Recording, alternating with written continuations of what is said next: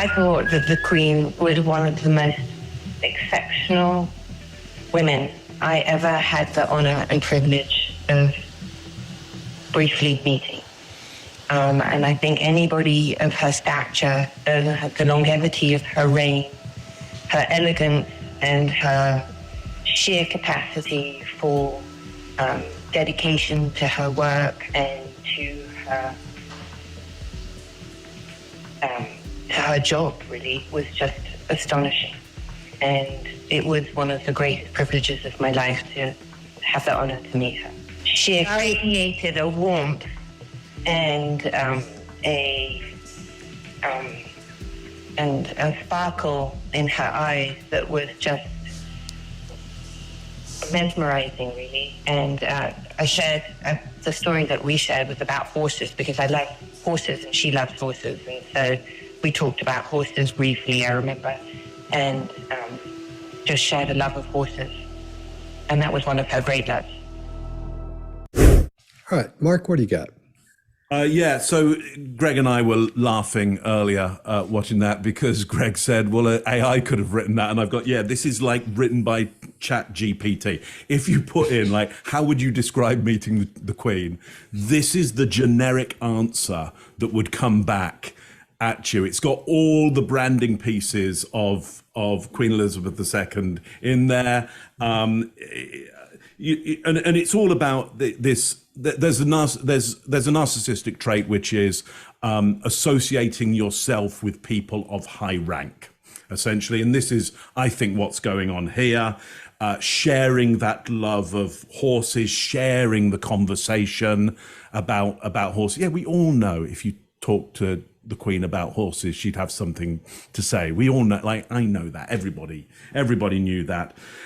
So there is nothing really very genuine and individual about this, any of the information that she gives here. Totally generic and all about raising her up in the ranks in our estimation by associating herself with somebody who is now, relatively speaking, fairly well loved and respected. Chase, what do you got on this one?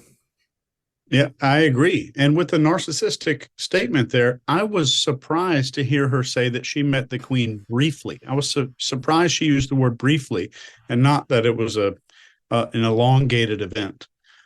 And I'll just say one thing about this clip. When somebody compliments another person, pay very close attention. We tend to compliment the things we wish we had or the things that we want people to think are great about us.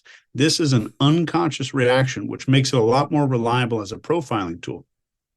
And if you want to try this, look on LinkedIn and look at somebody's profile. And instead of looking at the recommendations someone got from other people, look carefully for patterns that emerge when you read the recommendation they gave to other people. It's a lot more revealing than you might ever imagine. Scott? All right.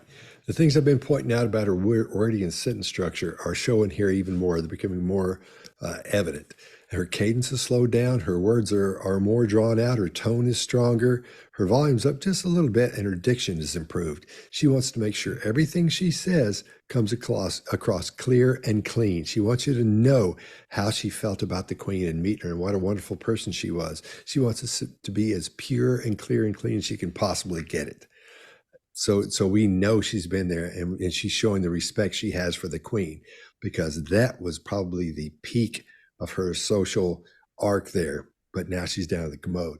So she's making sure that we all understand that she understands how wonderful the Queen was and what a good person she was, and how she got along with her, because she's that kind of, not because she's that kind of person too, but she understands that she can get along with anybody. And she's completely out of her baseline here for non-deception. Looks to me like. Greg, what do you got? Yeah, quite simply, same thing, Mark. Like we said, AI could have written this. This is all admiration for the Queen. Of course, the Queen has just died and was beloved by most folks. And Mark, you can always find detractors no matter where you go. But the last thing you want to do is come across as somebody who is beating somebody who's beloved, number one. Number two, there's also those pictures of her and Kevin Spacey sitting on thrones. Probably not the smartest move she ever made. I mean, I'm not a British subject, but I would imagine that's not in good taste, number one. There are probably a few other things she needs to get out of the way. More importantly to me about this whole case, this is the way I expected her to speak when she was talking about the things that had gone wrong, when she's talking in that last audio about Virginia Giffrey, because here she is talking as if it's just a stream of consciousness. It is. She's just using words. Whereas in that other one, she's had years to think about this whole case. You would expect her to be as fluid, but she wasn't. She was navigating and tight, and you could hear her pausing between words as she's careful what to say, which means it was methodical, and it, in my opinion, was manipulative. Just my opinion. Right. Got to give it to Mark. Yeah. He was first, and he had his little classic pin spin. Yeah. Show us the pin spin, Mark. Okay, hang on. I've got it in. Hang on. Oh, man. I wasn't ready for it. I'd already done it. I know. You got to be ready. That's the thing. I thought that the Queen was one of the most exceptional women I ever had the honor and privilege of briefly meeting. And I think anybody of her stature, the longevity of her reign, her elegance, and her sheer capacity for dedication to her work and to